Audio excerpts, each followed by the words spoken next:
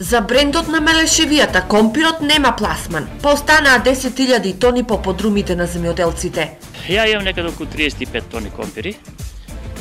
Компирот ми е од оваа година, оваа реколта, меѓутоа сега за сега да ви кажам право, не да има цена, него нема ни побарувачка. Компиро не сме го продали, денеска кога сме го ставили в подрумот, така си. 20 тона има сино компири си стои.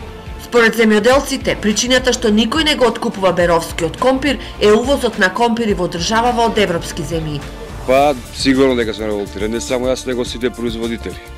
Мислам од и догледно време че немаме решение додека има увоз за да се потроши нашата роба. Пари сме вложили, зависи која површина и кој колку, али средствата мислат и многу тешко ќе може да ги врнеме. Оваа ситуација ги стави под клуч откупните центри.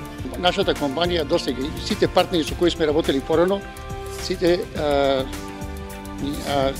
не склучивме договори оваа година, затоа што најверојатно има увоз, поставуваме дека има увоз од страна и затоа македонскиот компир воопшто не се заинтересирани сега за сега. И без пари да им го понудиме, откуп нема. Од произведените компири досега само од 2 до 5% завршили на градските пазари, а цената на Малешевскиот бренд е едва 8 до 10 денари по килограм.